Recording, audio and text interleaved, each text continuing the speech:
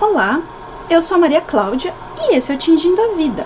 Bem-vindo ao canal, se você nunca veio, ou se você já veio, seja bem-vindo novamente. No episódio de hoje, eu vou meio que voltar lá no começo, nos primeiros episódios do canal, em que eu usava os corantes da Wilton. Esse aqui é o em gel, eu vou usar o violeta, sim, eu vou usar o violeta, eu tentei fugir dele, eu ia usar o preto, só que eu tenho menos preto do que eu queria, e eu vou precisar de bastante, então o violeta eu tenho mais, vai ser ele mesmo. E eu vou tingir uma mecha de lã. Essa lã aqui é da Knit Picks, ela chama Lã dos Andes. Ela é 100% lã peruana, não fala exatamente qual é a raça e não tem tratamento superwash. Então ela é super fácil de filtrar, ainda mais que tá na forma de mecha de lã, ou seja, e caso vocês não saibam, algumas de vocês devem saber, é com mecha de lã que se faz os projetos filtrados. Então, filtra com muita facilidade. A água já tá aqui fervendo, deve ter em torno, eu não medi, eu simplesmente coloquei, deve ter em torno de uns 3,5 litros, 4. Eu não pré-umedeci a mecha de lã, porque eu vou fazer uma coisa muito diferente hoje. Eu vou pegar a mecha, vou pegar a ponta dela e vou mergulhar, pedaço por pedaço, como se fosse pegar um espaguete e ir mergulhando aos poucos na água, para ir cozinhando aos poucos, vamos dizer assim. E como é o corante violeta, ele vai ficar uma parte mais roxa e ele vai progredir para um azul brilhante. Como esse é o Roving sem tratamento superwash, vai ser um azul bem brilhante. No vídeo em que eu comparo o tingimento de lã superwash com lã não superwash, dá pra ver que existe uma diferença no quão vibrante é o azul. Conferem aqui no link que eu deixei aqui em cima pra vocês. A água já tá fervendo. Eu vou pegar um pouco dessa água pra dissolver o corante. E no vídeo em que eu tingi mecha de lã pela primeira vez, que vocês também podem ver aqui, eu precisei de uma colher de chá inteira de corante. E ainda ficou pedaço branco. Esse eu quero tentar deixar a mecha de lã inteira sólida, ou seja, inteira colorida. Eu não sei se eu vou conseguir, porém eu vou tentar. E eu vou tentar usar uma colher e meia. Eu não sei se eu vou conseguir, eu só preciso abrir isso aqui primeiro de tudo. Deixa eu abrir. Pronto. Depois eu recupero esse corante aqui. Eu vou usar a colherinha de 1/4 de colher de chá, porque é o que eu tenho que cabe bonitinho aqui. Então eu vou pegar. Ela vai ser de mãe, ela tá bem lambrecadinha.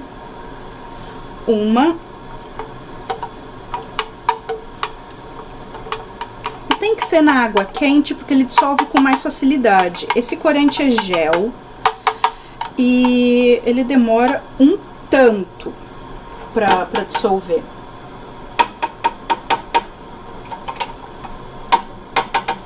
Eu vou colocar úmido mesmo, porque eu vou usar esse pote inteiro, provavelmente. Mais 1/4, ou seja, metade de colher.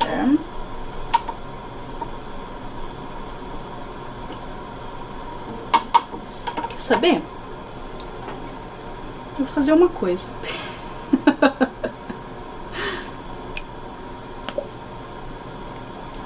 Pus o pote inteiro. Eu não sei exatamente quanto vai ter, mas com certeza vai ser mais de uma... Ai, me queimei. Me queimei e fiquei roxa.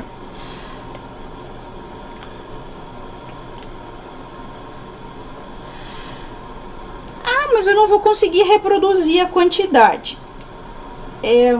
Não, na verdade você vai ter que ir testando por você mesmo, porque tem corante que tem mais potência, tem corante que tem menos potência, Tem mecha de lã, dependendo do mistura que tem, que ele exige menos corante. Tem mecha de lã que exige mais corante. Então,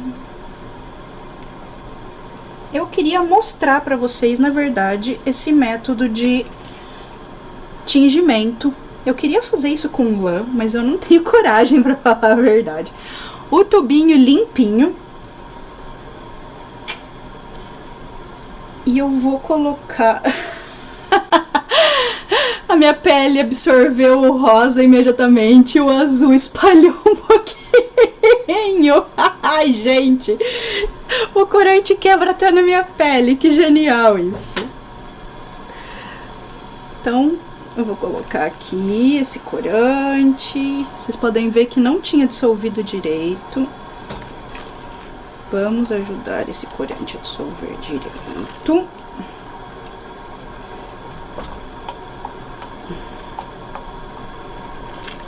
Eu não lembro qual é o agente espessante dele. Eu acho que é glicerina, mas eu não tenho certeza.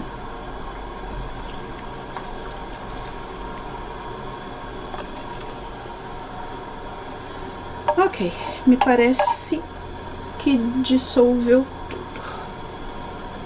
Agora o que eu vou fazer é jogar um pouquinho de água quente aqui, que eu já tinha deixado separado, para lavar o último restico de corante de tudo. Pronto.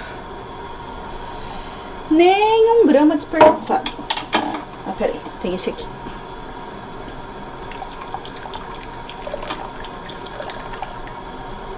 Ok. Só o corante que grudou na minha pele, mas nem 1 grama desperdiçado. A água já está fervendo ligeiramente e nós vamos usar vinagre. O nosso vinagre branco, que hoje o meu frasquinho bonitinho esgotou. E eu vou usar do vidrão mesmo. Vinagre branco de destilado de etanol mesmo, destilado de álcool. E eu vou colocar 1 colher de sopa. Ah, peraí, primeiro de tudo, como eu tenho que começar o processo bem rápido, eu já vou tirar o rótulo. E por que eu tenho que começar o processo rápido? Porque esse corante, ele é roxo, porque ele é uma mistura de vermelho número 3, que é o vermelho cochonilha, e azul número 1, que é o azul brilhante. O vermelho número 3 tem problema de solubilidade, ele é sensível a pH baixo. Como eu vou colocar vinagre, ele perde a solubilidade e simplesmente gruda na borda, como se fosse uma espuma vermelha. E então, como eu não quero que isso aconteça, ó, eu tô desmontando a meada inteira e vou colocar ela no chão mesmo. E eu vou pegar a ponta e colocando pedacinho por pedacinho na panela. Tomara que eu seja rápida o suficiente, que eu consiga avaliar a rapidez. Se eu falhar, eu ainda tenho um pouquinho de corante em gota que a gente pode usar. Vamos lá, fica aqui a fibra. Colocar 1 colher de sopa de vinagre.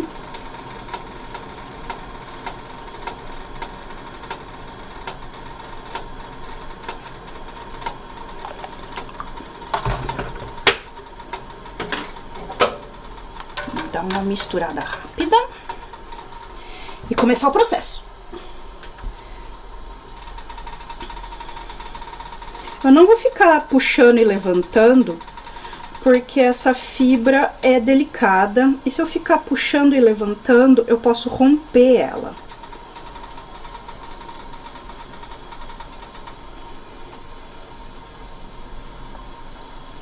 Ou eu posso embaraçar o suficiente que não permita que ela seja mais fiada, por exemplo. Quero mostrar a água, em princípio, ela tá roxa, bem roxa.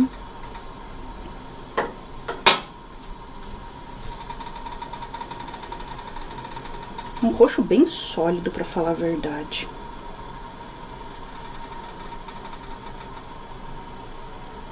Mas eu consigo ver ele ficando mais azul.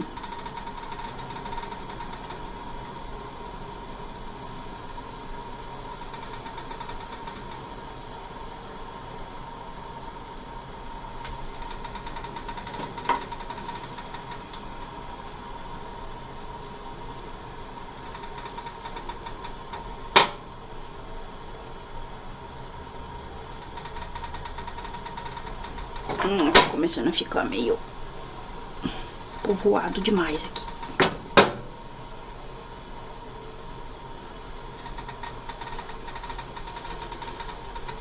Então, tá nitidamente mudando e ficando mais roxo. Um roxo mais azulado. E a partir de agora eu vou ter que passar a ajudar com a minha pinça.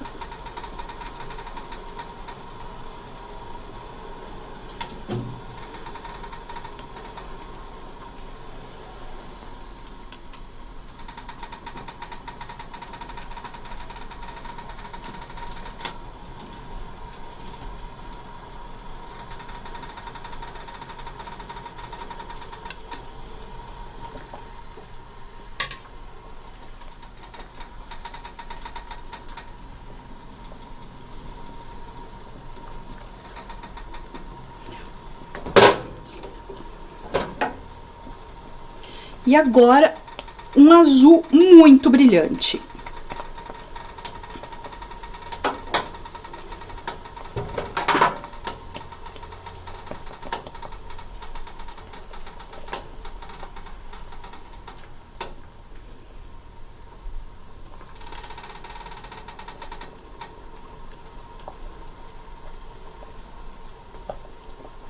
E agora chega a etapa em que eu tenho que colocar mais uma colher de sopa de vinagre, porque o azul, ele absorve muito mais lentamente que o vermelho. E, na verdade, para essa quantidade de corante, eu vou colocar 2 colheres de sopa de vinagre.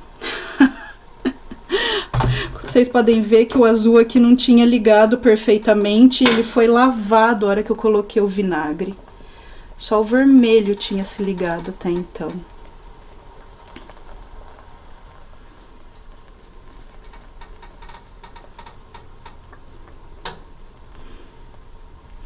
Se eu tirar daqui e lavar, esse azul vai ser lavado, na verdade, ó. Só o rosa fica e o azul vai descendo.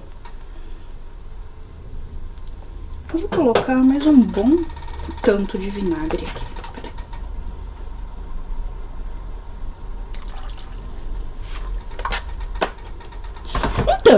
Um bom tanto de vinagre.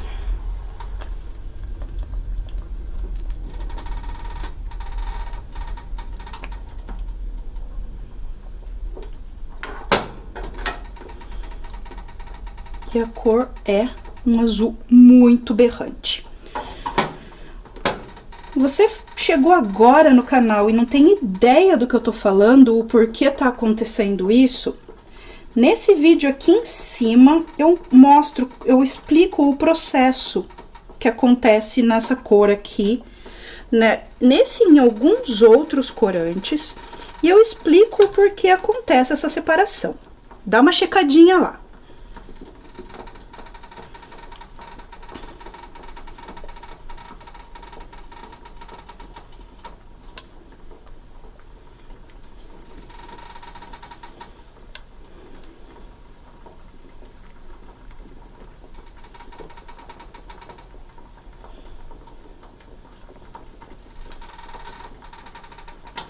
Ainda tem muito corante. Pode ser que eu tenha exagerado um pouquinho. Ah, mas eu consigo ver o fundo da panela já.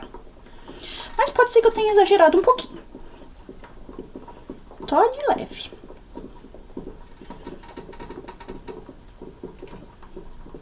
Vocês podem ver que o azul está ligando, mas ele liga muito lentamente.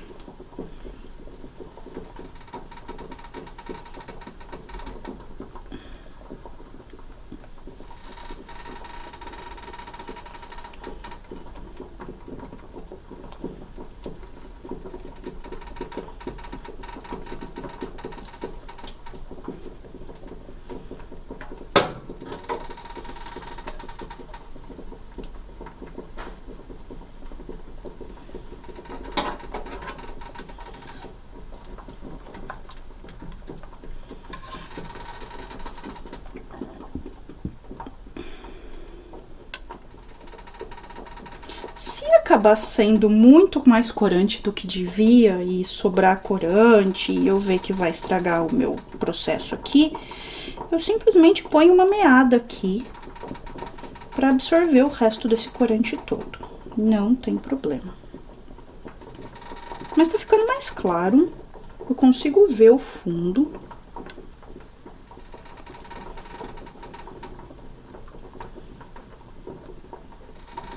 Olha só que coisa linda! No final do vídeo eu vou mostrar fiado pra vocês. Vocês vão ver como vai ficar legal isso aqui.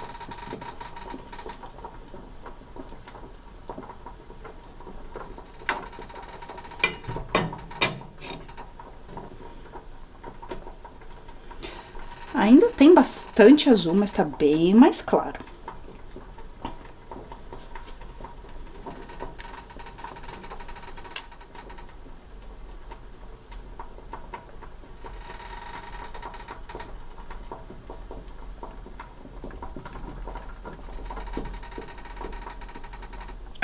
Queimando meu dedo já. Eu vou colocar o último pedacinho aqui.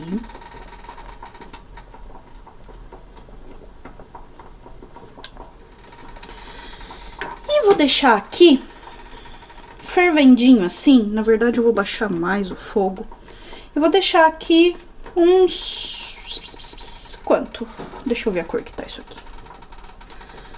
Vou deixar uns 10 minutos e eu volto pra gente ver. Passados 10 minutos, como nós estamos... Uau! Bem menos azul na água. Aqui também. Aqui também. E por que eu checo em vários lugares? Porque a panela tá meio super povoada demais. E pode ser que tenha um bolsão de corante aqui que já tenha sido absorvido e aqui... ainda não, então eu tenho que checar em vários lugares. Na verdade, eu tenho que checar aqui também. Na verdade, tá igual. O que eu vou fazer é dar mais uma afundadinha em todo mundo, gentilmente. Mexer aqui.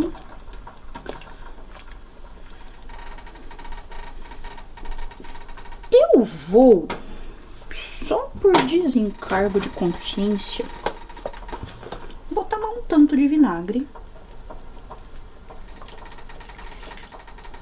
Vocês podem ver que dessa vez não lavou o azul.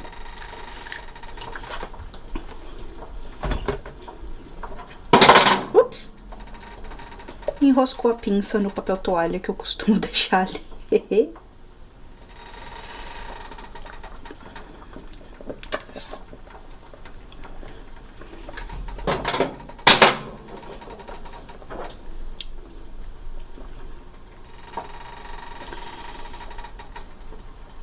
Eu vou deixar aqui mais 10 minutos e vamos ver se absorve esse corante todo ou não.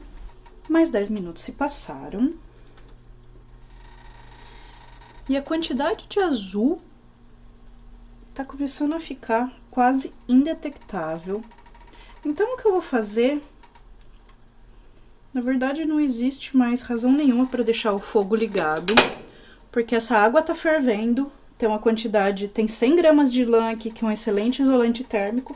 Então, essa água vai ficar bem quente por um bom tempo. Então, eu vou deixar aqui até parar de ter azul na água, até todo o corante ter sido absorvido. Eu vou deixar a temperatura cair até o ponto em que eu consigo enfiar a mão dentro dessa panela, para eu pegar essa fibra. Eu não vou pegar com a minha pinça, porque vai enroscar nos dentinhos que tem aqui e vai destruir a minha fibra toda, a minha mecha toda. E eu não vou lavar essa fibra agora. Então, a próxima etapa desse vídeo não vai ser a lavagem. Eu vou tirar o excesso de água, pôr essa fibra para secar, e a hora que ela estiver seca, eu volto pra gente conversar e eu mostrar ela pra vocês. Eu acho que eu posso dizer, meio sem sombra de dúvida, que esse foi o resultado mais dramático que eu tive até hoje em se tratando de corante violeta da Wilton e em se tratando de separação de cores em corante alimentício. Porque, olha isso, eu estava acostumada a ter esse tipo de resultado aqui. Esse aqui eu usei 30 ou 35 gotas, eu não me lembro, nesse vídeo aqui em que eu comparo o tingimento de lã superwash e lã não superwash. Essa lã é a lã dos Andes, sem tratamento superwash, exatamente essa fibra aqui é usada para fiar industrialmente esse fio aqui. E eu usei um corante líquido, eu usei o Wilton líquido nesse caso aqui, e eu acho que usei 30 ou 35 gotas. A gente vê que as cores são as mesmas, o azul é o mesmo, o roxo, o bordô também é meio que é o mesmo, mas... Gente do céu, quando eu tirei da panela, eu fiquei absolutamente sem palavras. Isso aqui é, por definição, o resultado de uma quebra, uma separação dos componentes de um corante alimentício. Aqui a gente tem um excesso de vermelho, tanto que é um bordô maravilhoso. O vermelho é absorvido, no caso dos corantes alimentícios, o vermelho é absorvido primeiro, e conforme ele vai sendo absorvido, paulatinamente vai tendo um excesso de corante azul no banho, até um momento em que o corante azul é exaurido, em que aconteceu mais ou menos por aqui, e só o azul brilhante sobra, e ele não tem essa cor à toa. Olha o quão brilhante é. Ele, na verdade, não deveria ser chamado de azul, ele é um ciano. Ciano é azul. Sim, mas ciano é uma das cores básicas, que é o ciano, o magenta e o amarelo, que são as cores da impressora, na verdade. Esse aqui é o ciano, ele é uma das cores básicas. E olha isso, gente, esse azul real, esse azul royal que a gente pegou aqui, eu nunca tinha conseguido ele nas meadas em que eu tingia com corante púrpura, com corante violeta do Wilton. Eu tô absolutamente sem palavras. Quando existe um tiquinho mais de resistência, porque o vermelho ele entra muito rapidamente e sobra pro azul entrar um pouquinho depois. Quando tem um pouquinho mais de resistência, vocês podem ver que aqui no meio já não tá mais tão brilhante, não tá um vermelho tão brilhante quanto se esperaria, e ele já tá mais púrpura, ele tá mais aqui para metade do caminho. Aqui pro meio, a gente vê isso também. Olha só aqui, tava dobradinho assim, e ele ficou roxinho. Aqui, bem no meio, a gente já tem uma cor bem mais diferente, não tá mais tão roxo, já tá mais azul. Esse azul turquesa quase, absolutamente maravilhoso. E vai progredindo até o azul super mega brilhante. Uma coisa que aconteceu foi que essa meada ficou agitando um pouco e ela ainda tá maleável, ela ainda tá, se eu puxar ela, a hora que eu puxo para fazer o draft, que em inglês é justamente essa liberação das fibras para poder fiar, eu sinto uma resistência. Então começou o processo de feltragem nessa mecha de lã. Ela não foi efetiva, ela não foi efetiva até o final. Eu não perdi a mecha de lã, mas em alguns pedaços, como aqui, ficou meio apertado demais, assim, deu uma feltradinha, então eu vou ter que separar a fibra aqui, fazer muito bem essa separação. Enfim, vai dar um trabalhinho, mas eu vou fiar isso aqui e eu não vou tirar pedaços ou rasgar essa meada em pedaços, eu vou fiar exatamente ela assim, do começo, pegando aqui, esse tiquitinho aqui, e indo até o final, num contínuo, e a gente vai ter uma meada absolutamente maravilhosa e degradê de roxo, nesse caso aqui eu diria que é um bordeaux, até esse azul brilhante maravilhoso. Essa forma aqui, essa forma de trança, que na verdade nada mais é do que uma correntona de crochê que a gente faz com o dedo. Da mesma forma que se começa a fazer aquelas mantas gigantescas com crochê de dedo, é assim que se faz também. E se vocês tiverem dúvida, nesse vídeo aqui eu explico como fazer. Essa forma aqui é a melhor forma de estocar as mechas de lã e a melhor forma de despachar uma encomenda de uma mecha de lã também. Assim ela não fica atritando uma na outra, uma parte da fibra na outra, correndo o risco de feltrar. Aqui ela tá meio imobilizada, então ela fica mais resistente e menos factível de feltrar. Agora aqui vocês vão ficar com o próximo passo dessa meada maravilhosa, dessa mecha de lã maravilhosa, que é justamente como ela ficou depois de ser fiada. A nossa meada maravilhosa foi inteira fiada e virou um fio mais maravilhoso ainda. Levou uma era geológica para eu conseguir fiar essa mecha de lã inteira, porque olha só isso aqui, como é fininho. Eu fiei essa mecha de lã como fio único, como fio 1-ply, ou como se chama em tecnologia têxtil, fio singelo. Na verdade, essa é uma tradução meio literal do inglês, que é single, que na verdade é único. Ou seja, é um cabo único, não é aquele... Quando você desenrola, não tem aquela aparência de vários cabinhos. É simplesmente um cabo, é assim, fiou, pronto, é isso. E eu resolvi deixar o fio com um cabo só, porque eu queria uma metragem bem grande para aproveitar bastante esse degradê maravilhoso que eu consegui. E por uma metragem bem grande, eu digo mais de 1 quilômetro. Pois é, eu consegui transformar 100 gramas de uma mecha de lã em mais de 1 quilômetro de fio. Isso me levou quase um mês fiando.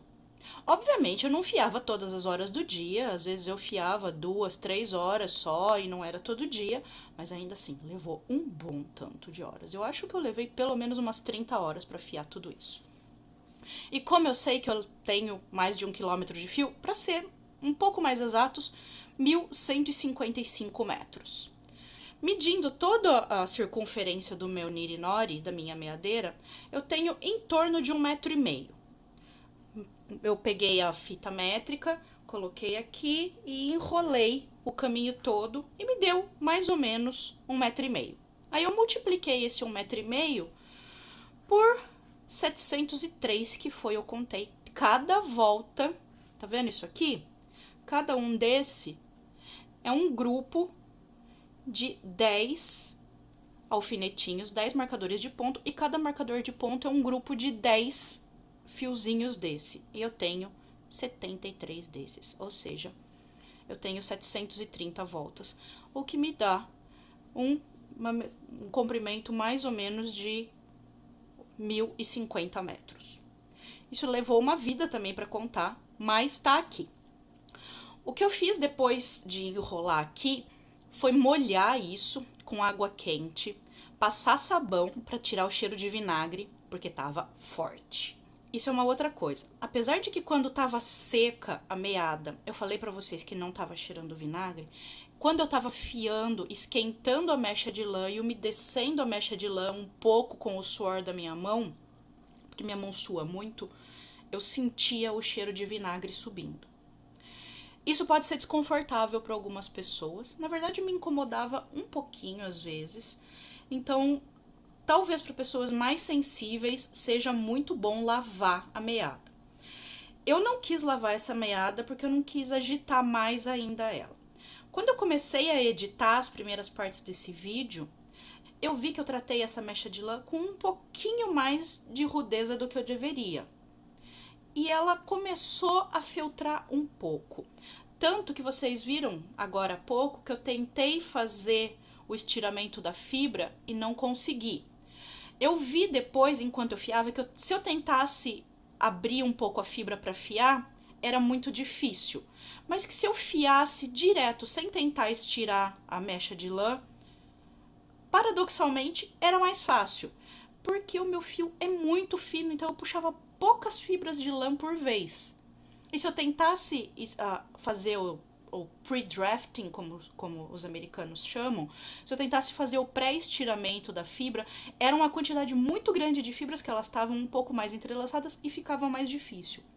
Então, nesse caso, eu acabei achando mais fácil parar de tentar fazer o pré-estiramento e simplesmente fazer do jeito que estava a fibra. E deu muito certo.